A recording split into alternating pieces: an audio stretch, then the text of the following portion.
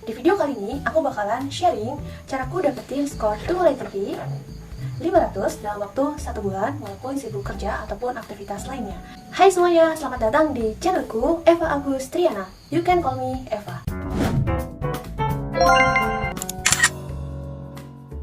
Jadi, kalau kalian salah satu orang yang sibuk kerja ataupun aktivitas lainnya, tapi kalian juga lagi ningkatin skor TOEFL ITP untuk studi dalam negeri maupun luar negeri, tes BUMN ataupun CPNS, kalian ada di video yang tepat. Karena di sini aku bakalan sharing short story, juga berbagai tips yang realistis dan aplikatif, dan akan ada free PDF 30 Days TOEFL ITP Study Planner yang pastinya bermanfaat, so stay tune ya. Oke, yang pertama kita harus pahami dulu apa itu TOEFL ITP. Sesuai namanya, TOEFL itu adalah Test of English as a Foreign Language. TOEFL sendiri jenisnya ada dua, yaitu ITP dan IBT. ITP singkatan dari Institutional Testing Program. Kalau IBT, Internet Based Program. Keduanya tentu punya perbedaan. Kalau ITP itu hanya menguji 3 skill yang terdiri dari listening, structure and written expression, and reading. Digunakan sebagai syarat untuk mengikuti proses rekrutmen tertentu dari suatu institusi. Kalau IBT itu 4 lengkap, yaitu dari mulai listening, writing, reading, and speaking. Itu sudah populer digunakan untuk syarat masuk perguruan tinggi dunia atau univ-univ di luar yang selevel sama IELTS gitu. Tapi univ di dalam negeri itu masih pakai ITP kok, sans. Dari segi harga sendiri, untuk TOEFL ITP itu 600 plus, kalau IBT itu sekitar 2,8 plus. Lanjut ke TOEFL ITP, sesuai di listening sendiri, itu total questionnya ada 50 dan terbagi menjadi 3 part, part A, B, and C. Part A itu adalah short conversation yang terdiri dari 30 question. Part B adalah long conversation, jadi lebih panjang dari short tadi, terdiri dari 8 questions. And part C itu adalah monologue, yang terdiri dari 12 question. Dan alokasi waktu pengerjaan sesi listening ini 35 minutes. Next ke part 2 adalah structure and written expression. Total questionnya itu adalah 40 yang terdiri dari 2 part, yaitu pertama ada structure sebanyak 50 question, and written expression atau kita mencari di mana letak kata yang error atau bentuk kalimat itu sebanyak 10 question. Dan kasih waktu untuk sesi ini selama 25 minutes. Nah, kalau reading, total questionnya itu adalah 50. Masing-masing teks itu punya 10 question, berarti dan total waktunya adalah 55 minutes. Tips number 2, making your own goals or target. Karena kalau kita gagal merencanakan, berarti kita tuh merencanakan kegagalan. Di tips target ini, teman-teman tuh harus punya banget target skor yang harus di-achieve. Berapa dan kapan.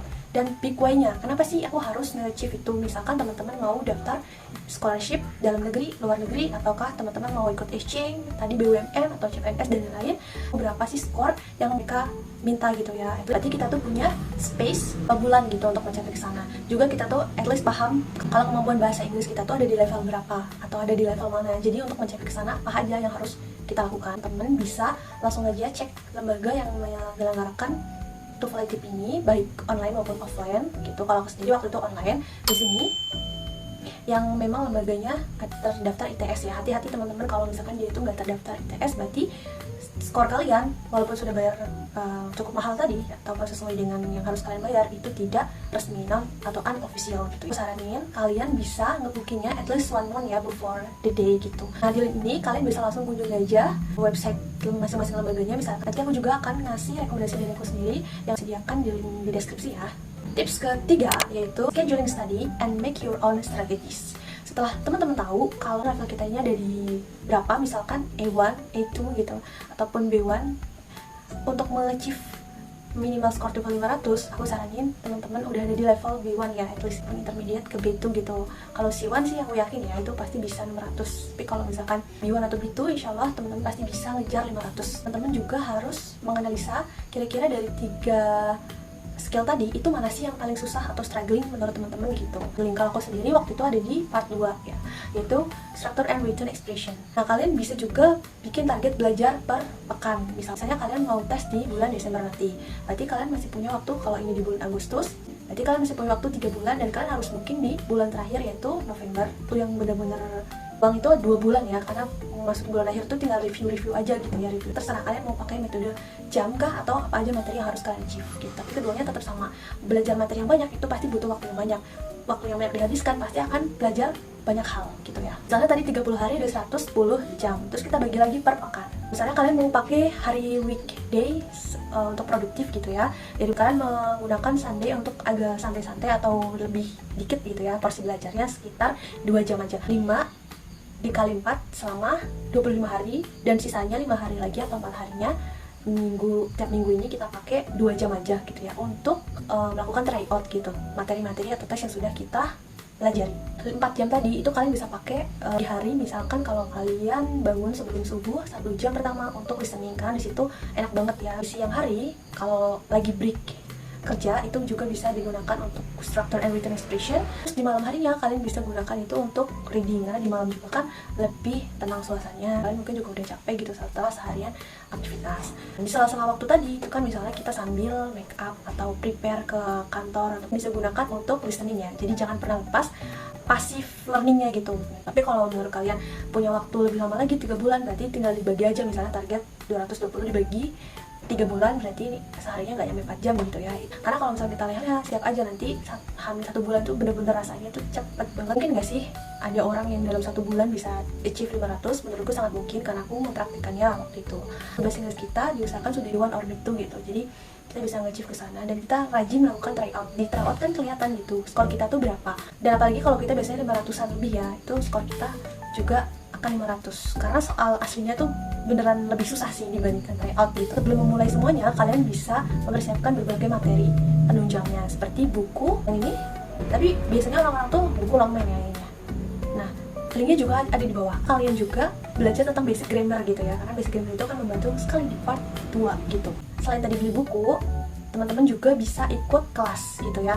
Ada kan banyak lembaga ataupun komunitas kalian mengadakan, dan pastikan mentornya itu memang beliau sudah mengachieve skor yang tinggi. Jadi kalian tuh punya circle, punya lingkungan, dan kalian bisa praktik dan dapat info-info ataupun materi-materi baru gitu. Karena beda belajar sendiri sama ada mentor atau diajarin oleh tutor gitu ya. Website yang biasanya aku pakai buat belajar juga ada di sini. Terus untuk listening juga ada di sini. Itu biasanya belajar sama suhunya TOEFL ATP, yaitu Kak Andrian Permadi. Siapa sih yang nggak tahu ya kan? Terus kalau untuk reading biasanya enakan dari buku, kita bisa coret-coret, atau kalian kalau misalnya mau pakai tab, mau pakai laptop, itu lebih usahakan teman-teman tuh jangan hanya belajar TOEFL materi aja gitu ya. Tapi untuk menebus nilai kita tadi kan, nanti kan kita akan banyak ketemu dengan kata-kata vocab yang nggak hanya formal gitu ya. Misalnya di conversation tadi itu ada daily speaking atau daily vocab. Perlu juga untuk belajar bahasa Inggris secara umum gitu ya, atau daily speaking, dan biar kita juga nggak bosan. Hari minggu ini teman-teman juga bisa lakukan scoring tadi dengan cara getting to know berapa boleh salah, supaya kalian bisa dapat TOEFL at least 500 ini.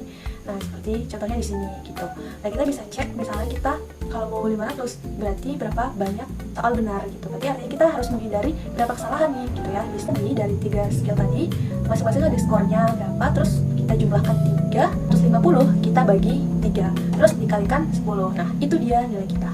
Aku sediakan juga yang aku spill di atas tadi, free PDF 30 days TOEFL ATP Study Planner yang aku buat khusus untuk kalian, dan linknya udah aku taruh di bawah. Semoga ini bermanfaat banget. Next to tips keempat, yaitu jangan lupa booking at least 1 month before the days. Kalau aku dulu online, belum kalian tes gitu ya, udah hamil seminggu, pastikan kalau device pakai untuk tes online, misalnya kita remote area gitu kan, berarti kita harus pastikan our connection is ready gitu, is safe. Yang paling menegangkan itu hamil seminggu, itu bener-bener the day is coming soon gitu ya. Atur energi kita dengan baik, karena tes ITP itu cukup lama gitu, kita harus ngerjain kurang lebih 140 soal, dan kita harus bertahan. Endurance, take your time wisely, cukup istirahat, cukup tidur, belajar untuk reduce our time in social media first gitu ya, biar kita nggak banyak ke distract, supaya otak kita tuh fokus ke hal yang mau kita tuju. The most important thing guys di sini, setelah aku refleksikan diri, itu ada 2 hal. Yang pertama, cobalah kita niatkan untuk memahami bahasa Inggris itu bukan hanya untuk mengachieve skor TOEFL ITP aja gitu ya, karena setelahnya kita kan akan pakai itu di kehidupan, yang kan hanya semata-mata untuk nge-achieve ITP. Yang kedua yaitu ketika kita sudah meniatkan hal itu untuk belajar secara keseluruhan, maka skor itu juga akan ngikutin, walaupun kita perlu tahu terkait teknisnya gitu. Penting adalah kita tuh paham rules-nya. Tips yang terakhir, last but not least, is pray and hope. Karena ladang terbesar kita itu adalah di bagian usaha, sedangkan hasil itu punyanya Allah, bahwa usaha tidak akan mengkhianati hasil tentunya. Nah, tapi kita nggak cuma butuh usaha, kita butuh sang pencipta gitu untuk menemani langkah-langkah kita. Asik. Aku tuh udah mulai getting to know about TOEFL ITP secara mendalam itu dari tahun 2022. Aku preparing myself itu dari 2023 secara serius, tapi belum ke soal TOEFL ITP-nya, baru in general aja. Aku lebih milih belajar Englishnya dulu in general kayak tadi. Terus aku booking untuk tes itu dari bulan Februari dan tesnya itu di Oktober 2023. Aku tes di Sumpah Pemuda tanggal 28. Jadi aku tuh selama sebulan terakhir itu bener-bener kayak gini, kayak what? Berarti aku persiapan dari bulan Januari, Februari, Maret, April, Mei, Juni, Juli, Agustus, September. Agustus lah ya untuk belajar bahasa Inggris tadi, tapi tipis-tipis karena aku kerja, jadi aku benar-benar sparing my time ini dibagi ke 8 bulan ini, dan aku harap tips yang aku bagikan ini tuh bisa bermanfaat. Waktu itu aku tesnya tuh di lembaga namanya Colorado Bengkulu, rekomendasi dari teman aku, dia juga dapat skor 500-an gitu di situ. Aku waktu itu online.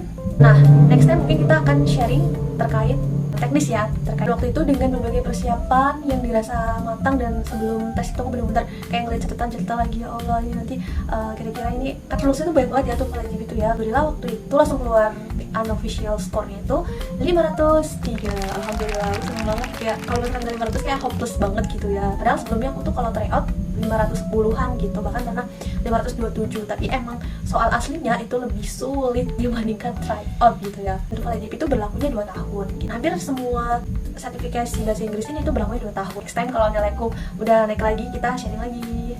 Akan ada titik zero bagi semua orang gitu. Yang sudah ahli-ahli, yang sudah bisa bahasa Inggris dan lain-lain, mereka itu juga pasti ada titik zeronya gitu ya. Mungkin kita nggak tahu gitu ledakan dia itu di titik mana. Karena aku selalu percaya pada konsep menjada wajada mansaro ala dari biwasolah. Siapa yang berjalan pada tujuannya, maka akan sampai kepada yang ia tuju atau yang ia niatkan. Amin. Intinya jangan lupa untuk tetap terus berprogres dimanapun berada. Aku tunggu hasil terbaik kalian, sharing kesini ya. Thank you so much udah stay sampai akhir. Jangan lupa subscribe and like video ini. Komen kira-kira ini videonya bermanfaat apa enggak. See you. Assalamualaikum.